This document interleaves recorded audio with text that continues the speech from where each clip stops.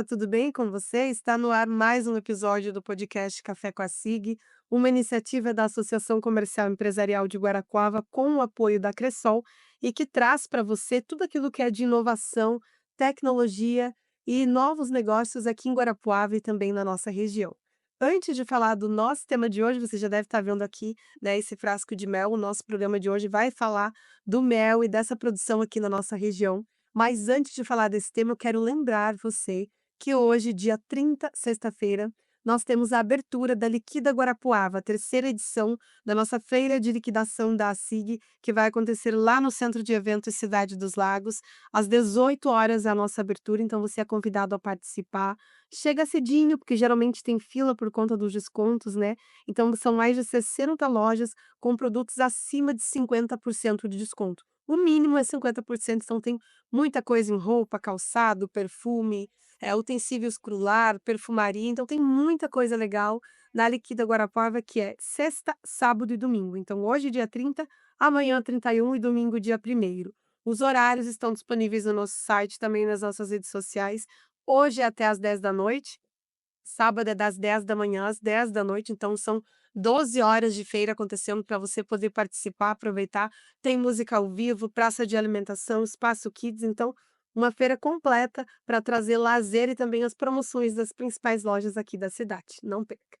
E agora sim, vamos falar do nosso convidado então, porque o papo de hoje é doce, a gente vai falar do mel, isso porque no dia 22 de maio da semana passada foi o dia do apicultor, essa profissão tão importante aqui na nossa região e às vezes muita gente não sabe, mas Guarapuava é um dos principais municípios aqui do Paraná na produção de mel na nossa região, mel de alta qualidade, mel puro. Esse frasco que eu tô aqui na minha mesa, inclusive, é vendido aqui nos nossos supermercados e muitas vezes você compra e nem sabe que essa produção vem aqui da nossa região. Então, o nosso convidado é o Patrick John Martins, engenheiro agrônomo com doutorado em agronomia na área de produção vegetal, extensionista rural e também apicultor. Ele tem uma trajetória dedicada à produção agrícola sustentável e ao fortalecimento rural. O Patrick tem uma atuação direta com os produtores e também com um olhar técnico apaixonado pela apicultura na criação de abelhas.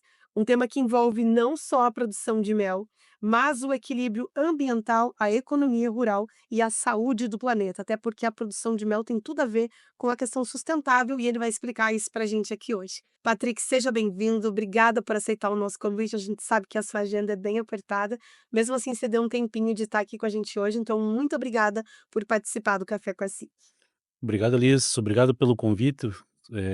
Fiquei muito agradecido de você ter me convidado para participar do programa, principalmente desse tema que eu adoro tanto, que é a apicultura. A gente já trabalha já faz um bom tempo com isso e participamos já de alguns programas, de alguns cursos, de alguns treinamentos, sempre que a gente pode estar falando sobre apicultura. E para começar, conta pra gente, a gente falou ali no início que você é engenheiro agrônomo, tem essa questão extensionista rural e é apicultor. Como começou a tua produção, né, com a apicultura e de que maneira que isso também tem uma relação com o teu projeto em extensão rural e o fato de você ser engenheiro agrônomo?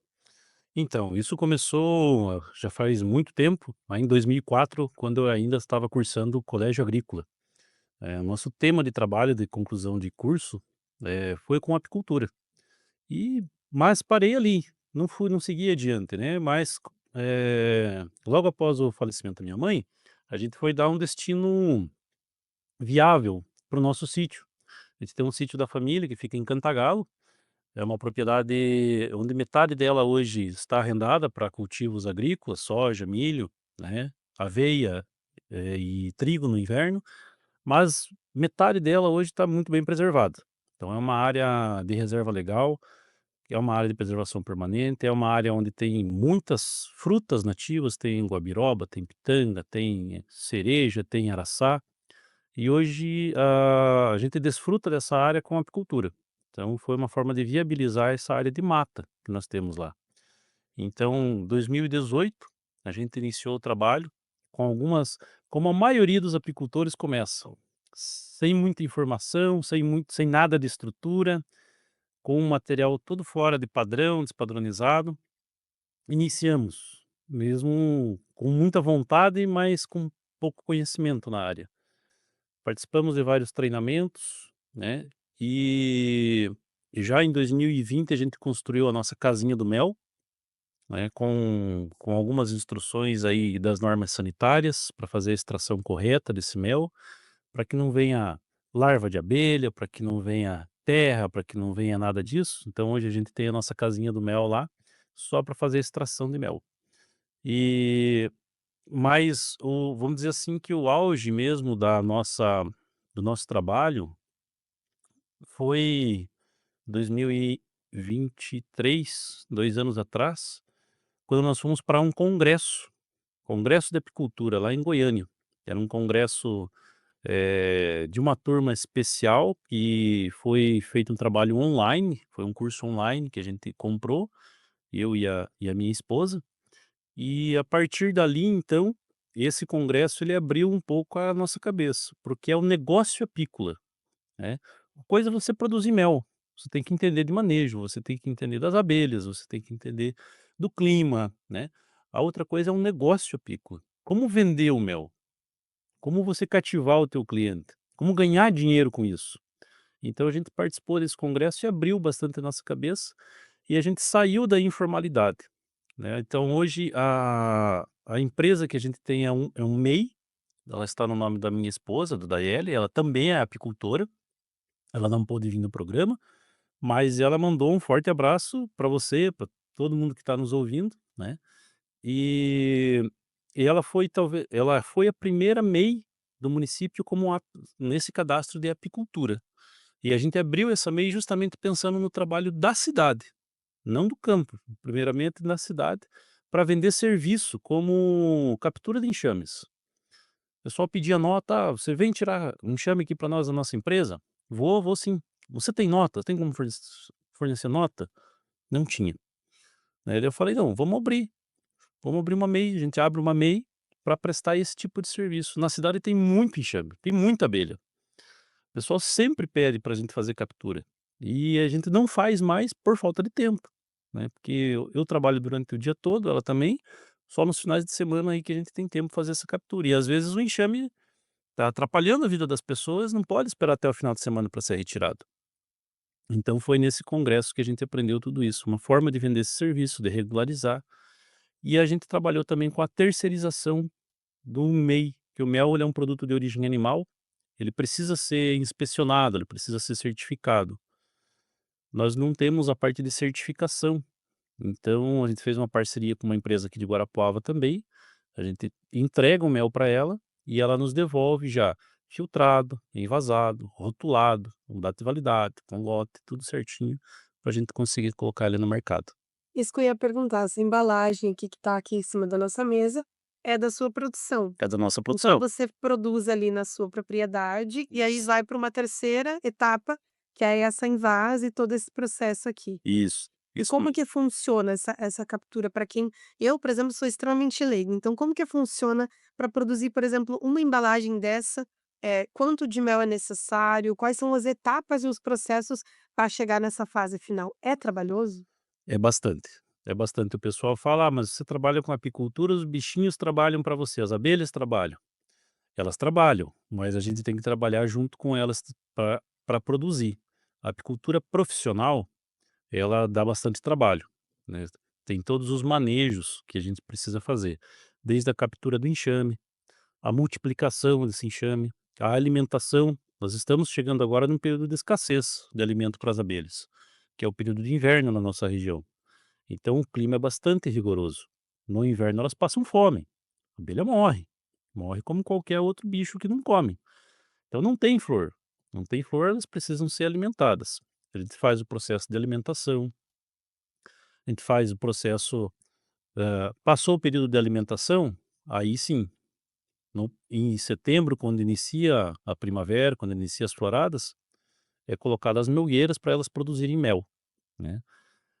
O excedente do consumo delas, que é o mel, que é aquilo que sobra, que nós utilizamos aí na nossa produção. Esse mel ele é colhido, mais ou menos em torno de 20, 25, já chegamos a colher até 50 quilos por enxame, mas esses são enxames excepcionais. Da região, produção média é 10 quilos por enxame. Então nós já estamos produzindo o dobro. Isso nos deixa muito contente, porque o nosso trabalho está dando resultado. Então nós temos um volume pequeno hoje de enxames, não são muitos, em torno de 60 a 65 enxames. A maioria deles está em Cantagalo, no nosso sítio, e a gente tem parceria também com outro produtor aqui em Guarapuava. Porque a abelha, diferente do gado, diferente das aves, diferente da maioria das outras produções agrícolas e pecuárias, ela precisa de um espaço fixo definido para ser trabalhado. E a abelha, o único espaço que a gente precisa é onde vai ficar os enxames, onde vai ficar as colmeias. Fora isso, ela não respeita a cerca, ela não respeita rio, ela atravessa o rio, ela atravessa a cerca, ela vai na reserva legal do vizinho, ela vai na área de preservação permanente, ela poliniza a lavoura, ela poliniza o pomar, então ela trabalha livre. Então é uma coisa que eu gosto de dizer, sempre para quem me pergunta, que os nossos animais eles trabalham livres. Se eles não estão satisfeitos com a casa deles, eles vão embora, né. Então, enquanto a gente cuida bem delas, elas estão ali e trabalham livres, né. A hora que elas não querem mais aquilo dali, elas vão embora, ou cresceu demais o enxame, elas vão embora. Mas seria isso. Essa colheita, a gente faz a extração desse mel lá na nossa casinha do mel, né, tudo azulejadinho, parte das telinhas nas janelas, nas portas, até para as abelhas não invadirem, outros insetos também não invadirem. O equipamento que a gente trabalha hoje é mesa inoxidável, centrífuga inoxidável, para ter um produto de qualidade, para ofertar um produto de qualidade para o nosso cliente. Feita essa colheita, vem para a empresa que faz a terceirização com nós, que faz o processo de análise do mel, para ver umidade, para ver qualidade, para ver teores de açúcar. Aí elas fazem a homogeneização desse mel, são diferentes floradas. Então, para ele ter uma constância na cor, no padrão dele, a gente pega essas diferentes floradas e mistura elas para ter sempre a mesma cor, ter sempre o mesmo padrão. Faz o processo de homogeneização, envase e rotulagem, né, e já sai dali com o selo de inspeção federal, que é o CIF. Recolhe esse material e entrega nos mercados. Então é um processo bem trabalhoso e quantos dias você leva para coletar esse mel? Porque elas ficam produzindo, e aí tem todo esse processo que você explicou, essa etapa trabalhosa, mas em quantos dias você consegue os 10 quilos que você comentou ali por enxame? Depende, depende bastante, primeiro, do clima, da florada. Essa época agora que nós estamos, não tem muitas flores no campo. Algumas regiões produzem cultivos outonais, como canola, trigo morisco, ervilhaca. Esses cultivos outonais ajudam também e até podem produzir mel, se o frio não for muito rigoroso. A abelha não gosta de frio e também não gosta de chuva, mas ela produz mesmo no período de primavera-verão. No período de primavera-verão, se você já estiver com os enxames fortes, né, em torno de 20 a 30 dias, elas enchem uma melgueira. Uma melgueira vai pesar em torno de 10 a 12 quilos, né. Então teria esse prazo de 30 dias para elas encherem uma melgueira, que seria o início da florada. Até dezembro elas conseguem produzir ali mais uma, tá. Então teria até o final do ano 2 melgueiras.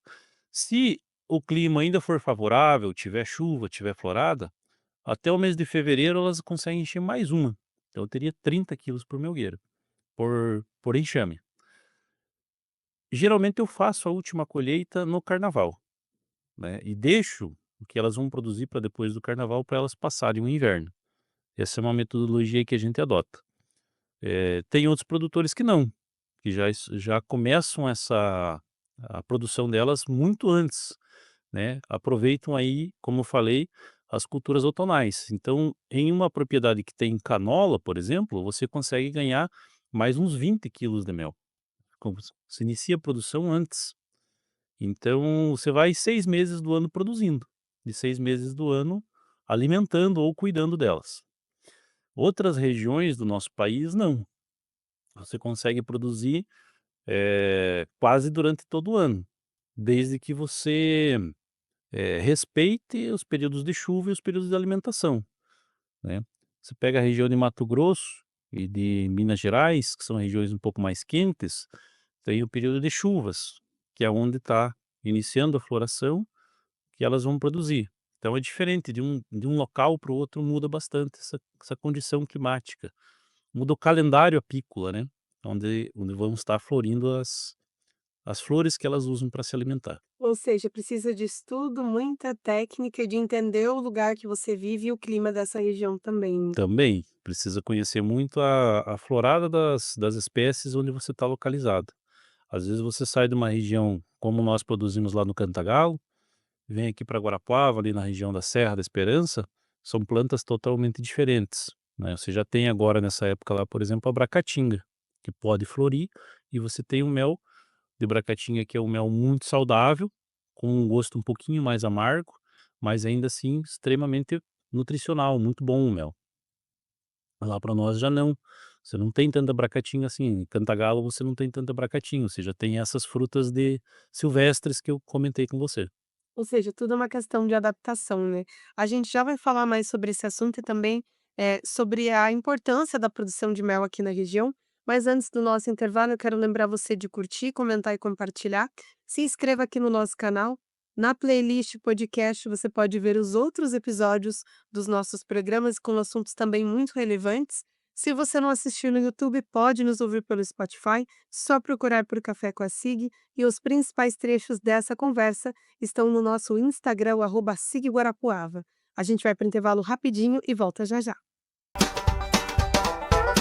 Faltam poucos dias para a terceira edição da Liquida Guarapuava. É nesta sexta-feira, dia 30. Serão 3 dias de promoções imperdíveis e produtos com descontos a partir de 50%. Muita atração e diversão que você não pode perder. Prepare-se para curtir shows ao vivo, food trucks, comida caseira, espaço kids e muito mais. É nesta sexta-feira, no Centro de Eventos Cidade dos Lagos, de 30 de maio a 1º de junho. Esperamos você!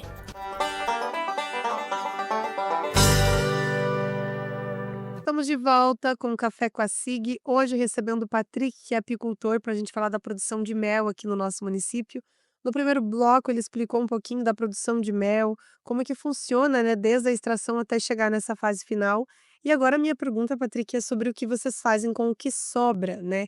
A gente sabe que tem o favo, dá para produzir mel de abelha, cera de abelha, o própolis. Como que vocês fazem com o que sobra ali dessa produção? Muito boa pergunta, Liz. Na verdade, na produção apícola não existem sobras, existem aproveitamentos dos produtos, né. As abelhas, um dos produtos talvez que tenha menor valor agregado hoje é o mel. Então o mel, se você procurar no mercado, você vai encontrar diversas faixas de preço, mas todas elas abaixo de 42 reais o quilo. Enquanto que os demais produtos, como por exemplo, o própolis, o pólen, a geleia real, a vinda de enxames, né, a cera bruta de abelha, a cera alveolada de abelha, todos eles têm um valor agregado muito maior. E a gente utiliza tudo isso daí como apicultor. Eu utilizo a cera bruta para produzir a cera alveolada, para colocar dentro dos quadros para fazer o manejo dos enxames. O própolis hoje a gente faz a recomendação de uso, não como remédio, ele não é um remédio, mas ele é um superalimento. Ele tem várias propriedades antibióticas, anti-inflamatórias. O pólen também, que ele ajuda muito na vasodilatação, ele chega a ter 36% de proteína, então ele é um superalimento, que a abelha rainha, né, as abelhas nutrizes utilizam para produzir a geleia real, para alimentar a abelha rainha. A única diferença da abelha rainha com as demais abelhas operárias é a alimentação que ela recebeu quando ainda era larva. Ela desenvolve aparelho reprodutivo, diferente das demais, porque ela é alimentada desde o primeiro dia até a eclosão dela com geleia real. Essa é a única diferença das demais. As outras recebem geleia real nos 3 primeiros dias e nos demais com mel. Então veja o quanto que é nutritivo a geleia real, né. Só que tem seu valor, né. Quem produz isso vende, vende muito bem. Outra coisa que é muito interessante é a venda de enxames, né. Eu tenho um colega aqui em Guarapuava que vendeu enxames, pra outra região do nosso país. Então levou, carregou os enxames daqui para lá. E eu comprei de Goiás abelhas rainha. Então elas vieram por correio, com GTA, com nota fiscal, tudo certinho. Com 5 dias, tá, as abelhas que o Ramon me vendeu de lá, já estavam aqui para mim utilizar elas. Então veja, tudo isso são produtos da apicultura e tem um valor agregado muito bom, né. Sem falar dos outros produtos, dos manipulados de mel. Hoje a indústria de cosméticos, de alimentos, né, eu estou fazendo um curso online também, que é para aprender a fazer manipulados de mel. Então você faz mel com geleia real, você faz mel com própolis, você faz mel com pólen, você faz mel com castanhas, você faz sabonete, você faz, creme, você faz pomada, tudo à base de mel e pólen, própolis e outros produtos. Ou seja, tem uma infinidade de atividades. A gente conhece o mel, que é o mais comum, mas quem agrega isso na sua propriedade tem vantagens. E aproveitando essa pergunta, a gente sabe que Guarapuava é um município agrícola, né? Pelo menos é dessa maneira que a gente conhece. Mas qual é a importância dessa produção de apicultura na nossa região e como que esses produtores podem agregar ao ter essa atividade dentro do seu espaço ali, da sua propriedade? Então eu trabalho hoje como extensionista. E boa parte do meu trabalho é acompanhar produtores de frutas. E uma das necessidades que a gente tem em grandes pomares, nós não temos grandes pomares aqui no município, mas em breve teremos, assim, a nossa meta é a parte de polinização. E as abelhas fazem esse serviço de graça, né. Então quem tem, enxames pode estar vendendo esse serviço, que é importantíssimo para a agricultura, que é a polinização. As próprias lavouras hoje de soja, a Embrapa tem um estudo que pode chegar a aumentar a produtividade em média 10% de produtividade nas lavouras. Então é um serviço que a abelha está prestando para o produtor rural. Sem falar que você pode estar utilizando áreas que não têm aproveitamento hoje na propriedade, como é o meu caso lá em Cantagalo. A gente utiliza uma área de reserva legal. E elas extrapolam a reserva legal, elas vão para as reservas legais dos vizinhos, que não têm abelha, que não trabalham com abelha e acabam utilizando as flores da área deles, né. Então é uma forma de agregar valor, de fixar o produtor no campo, de dar alternativa de renda. O jovem participa muito nessa etapa também. O meu filho me ajuda sempre que eu vou para o apiário, a gente vai sempre em 2. O apicultor nunca pode pensar em ir sozinho para o apiário, é muito arriscado. Pode ter algum animal, pode ter alguma cobra, pode sofrer um acidente, pode rasgar um macacão, levar ferroada, né, então é sempre bom estar junto com alguém. Então é uma forma de você inserir, de repente, o jovem no campo, de levar ele junto. Vai levar uma ferroada ou outra eventualmente, não tem o que fazer, Faz parte. faz parte da profissão. Mas com o equipamento certo, muitas vezes a maioria das ferroadas que a gente toma é depois que tirou o macacão. Durante a manipulação é difícil, né, porque o equipamento hoje é muito bom. E quais são os principais desafios enfrentados por esses apicultores? Você, como apicultor e extensionista, falta iniciativa do mercado? É difícil se inserir no mercado local? Como você acha que pode melhorar essa questão para que mais produtores tenham essa oportunidade de estar com uma embalagem dessas no mercado? Eu acho que o primeiro desafio é vencer o medo. Vencer o medo da apicultura, das abelhas, né, esse é o primeiro desafio. Se você A gente precisa do medo para trabalhar com respeito com elas, mas o primeiro desafio é vencer o medo. E o segundo, depois que você vence o medo, que você começa a trabalhar com elas, porque é apaixonante trabalhar com elas, elas ensinam muito pra gente, é a organização dos apicultores. Nossa região hoje tem muitos apicultores, mas eles estão dispersos. Eles não estão organizados na forma de uma associação, de uma cooperativa, de um grupo, né? Existem os grupos de WhatsApp, mas eles são muito incipientes. Eles não treinam, eles não capacitam. Então falta isso bastante ainda eh, na nossa região para treinar esses apicultores. Eu conheço a associação ali de Prudentópolis, eles já estão bem mais organizados com isso, já fazem compras coletivas dos materiais que eles precisam, e nós não temos isso ainda. Então, uma iniciativa muito interessante seria isso, organizar esses apicultores, até para a gente saber exatamente quantos são e aonde que eles estão, né. Fazer o cadastramento via ADAPAR. A ADAPAR, ela precisa, para ela poder fiscalizar e auxiliar no trabalho desses apicultores, ela precisa saber que o teu aonde que está teu apiário. Então você tem que cadastrar o teu apiário. Leva o ponto georreferenciado para dar par, coloca lá quantos enxames você tem, aonde que ele está localizado, registra esse apiário para ter esse subsídio. Se alguém passou um veneno defensivo, um agrotóxico, né, e matou as tuas abelhas, a Dapar vai saber aonde que está. Aconteceu algum ataque de abelha ou alguma coisa nesse sentido, a Dapar vai saber onde é que está, vai saber tomar as providências. Alguma praga, alguma doença pode vir a acometer o enxame também. Então essa organização ela é fundamental, e é isso que está faltando hoje para nós. Qual é o papel das instituições, né? Às vezes, até mesmo nós, enquanto associação comercial, onde você está inserido ali na Secretaria de Agricultura e até as instituições particulares. Como você vê que elas podem auxiliar para que chegue nesse objetivo de ter pesquisa, ter incentivo e ter suporte para esses apicultores? Muito boa a tua pergunta e fica até um pedido, né. Hoje a gente tem muito pouco crédito para trabalhar com isso. O início da atividade ele é barato e ele é escalonável. Eu posso começar com um enxame, 10, 15, 20 e ir subindo isso aos poucos. Mas a partir do momento que eu quero trabalhar, me inserir no mercado, eu tenho que investir. Eu tenho que comprar equipamentos, eu tenho que comprar embalagens, eu tenho que contratar uma arte, eu tenho que fazer divulgação. E esse investimento, muitas vezes ele sai do bolso do apicultor e não é tão barato assim, tá. Então para mim trabalhar com acima de 30 enxames, eu preciso ter um veículo para transporte, para carregar essas caixas, tá. Então tudo isso é necessário. Então o crédito hoje ele é muito necessário na apicultura. Mas além do crédito, é essa parte de organização que a gente comentou. Então, boa parte é dada à par e faz falta também a questão de capacitação. A gente sabe que tem muitos cursos de apicultura, mas esse curso muitas vezes ele não chega ou ele não atende de forma eficiente o apicultor. O apicultor ele precisa de algo mais rápido para aquele momento que ele está passando. Eu vou fazer uma divisão de enxame. Como que eu faço isso? A gente vai buscar muitas vezes informação na internet, vídeos da internet, é porque na capacitação muitas vezes não teve aquilo dali, passou batido.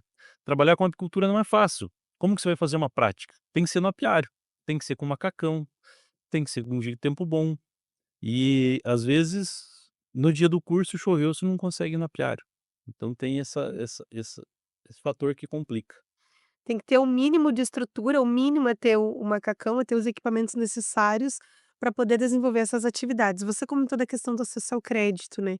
Você acha que a apicultura é uma atividade viável para produtores rurais? E qual seria a tua dica para quem está querendo diversificar a sua atividade, mas tem pouco investimento para isso? É uma excelente alternativa de renda, uma excelente alternativa para complementar a renda na propriedade.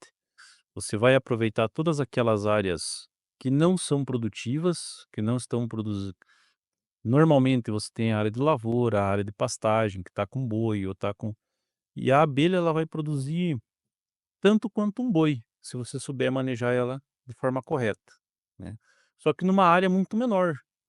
E a abelha ela não come como um boi, ela come bem menos. Então você vai alimentar ela no período de inverno e no período de verão ela vai produzir para você, tá. Então, aí é muito escalonável isso, de acordo com o número de enxames, é a renda que você vai ter. A minha renda hoje ela é limitada porque o meu número de enxames é pequeno. Você começa a enfrentar alguns desafios. Para mim aumentar o meu número de enxames, eu tenho que aumentar o meu investimento em equipamento, em veículo, em pessoal para trabalhar. E ela não é uma atividade que você vai pegar qualquer pessoa para trabalhar, mas a pessoa que você vai pegar, você pode capacitar ela, você pode treinar ela para isso. Pode ser o teu vizinho, pode ser um parceiro. Então, isso é importante também quando a gente falou lá da associação, você ter parceiros para você trabalhar. Muitas pessoas já vieram me procurar para colocar enxame na sua propriedade. Eu acabei recusando muitos deles, porque eu não tenho condições de prestar esse trabalho bem feito. Eu não tenho perna, não consigo ir até lá.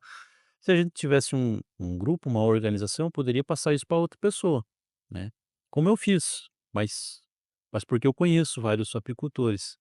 Se você conhece pouco, você acabaria deixando isso de lado.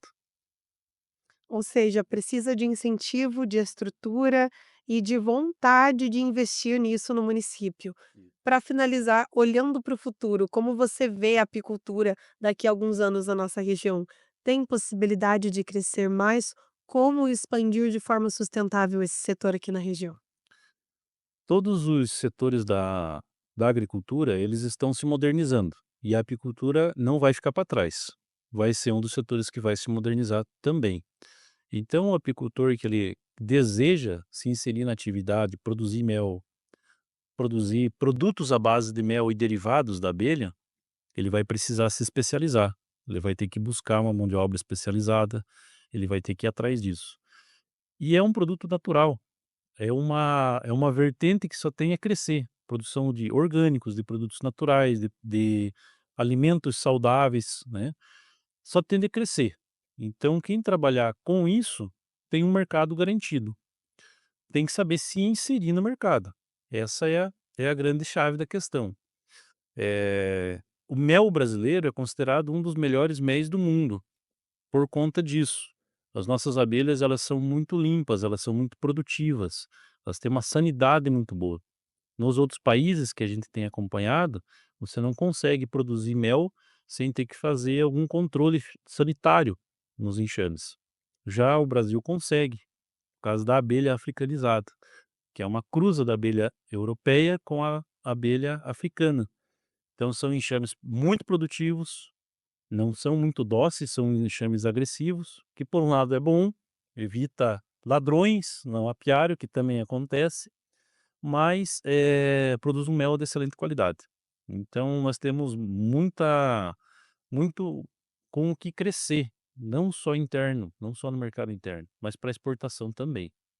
E esperamos que esse futuro chegue e que os governantes, os municípios, as instituições, né, e aí tem o nosso papel enquanto entidade também, estejam preparados para esse crescimento e incentivem essa produção, porque cada vez mais a gente vê menos pessoas querendo trabalhar no campo e ficando mais caro a produção por conta dessas tecnologias, né. E aí, antes de finalizar, eu quero deixar um recado para você também, que quando for ao mercado, opte pelas marcas aqui da nossa cidade, né. Não custa a gente olhar ali atrás, ver um produto que é produzido aqui, que é feito aqui na nossa região, e incentivar e valorizar. Acho que Guarapuava precisa ser mais bairrista nesse sentido, de valorizar o que é daqui, de comprar o que é daqui, que às vezes a gente vê que a pessoa vai para fora, né, Santa Catarina, qualquer outra região, nesses produtores rurais e compra lá, porque acha que o mel de lá é melhor, sendo que aqui na nossa região tem produtores capacitados como o Patrick e tantos outros que fazem, né, a produção de uma forma tão boa aqui no nosso município, então vamos valorizar também a produção que vem daqui. Patrick, obrigada por ter vindo, parabéns pelo trabalho excelente que vocês realizam, desejo sucesso agora, né, à frente da secretaria também, junto com a secretaria, como extensionista, e que esses projetos se fortaleçam e fortaleçam também os apicultores da nossa região. Muito obrigada por participar do Café com a SIC. Obrigado isso. Obrigada a você também que assistiu até aqui. Não esquece de curtir, comentar e compartilhar. Envie esse vídeo para alguém que precisa saber da produção de mel da nossa região. Um bom fim de semana e até a semana que vem. Tchau.